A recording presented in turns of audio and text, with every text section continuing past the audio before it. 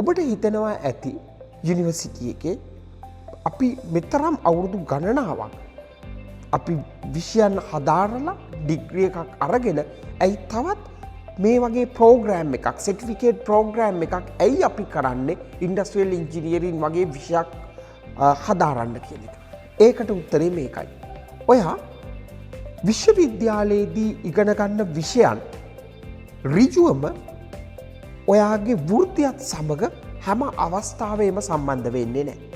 එතකොට ඔයාට විශ්වවිද්‍යාලයේදී ඔයා විෂයන් ගොඩාක් ඉගෙන ගැනීම තුළ ඔයා දක්ෂ ඔයා කැපැසිටි එකක් තියෙන පුද්ගලයෙක් බවට විශ්වවිද්‍යාලයෙන් හඳුනා ගන්නවා.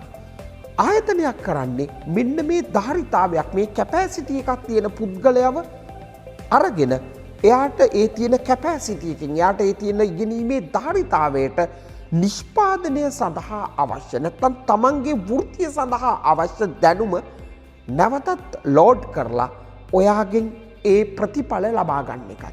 ඉතින් AIMS ආයතනය හැම වෙලාවෙම කරන්නේ ඔයාගේ තියෙන ඉගෙනීමේ ධාරිතාවය ඉගෙනීමේ කැපැසිටි එක එළියට අරගෙන ඒක වෘත්තියකදී අවශ්‍ය අලුත් දැනුම ඔයාව සන්නද්ධ කරලා ඔයාව ඉන්ඩස්ට්‍රියල් ඉන්ජිනියරින් කියන තනතුරේ පිහිටවන්න අවශ්‍ය මූලික දේවල් සියල්ලම ඔයාට ලබා දෙන එක.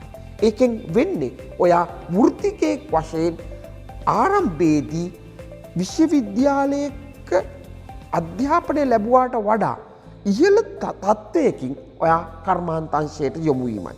එහිදී ඔයාට ඉක්මනින් ප්‍රමෝෂන් ලබා ගැනීමටත් විශේෂයෙන්ම ජොබ් එකට සිලෙක්ට් කර ගැනීමේදී ජොබ් එකක් ලබා ගැනීමේදී වෘත්තියට අනුගත වීමේදී ඔයාට මේ තියෙන දැනුම සමග බොහොම ඉක්මන් ගමනක් යාමට හැකියාව ලැබීම තමයි AIMS ආයතනයේ දෙන දැනුමින් ඔයා ගන්න ප්‍රයෝජනය.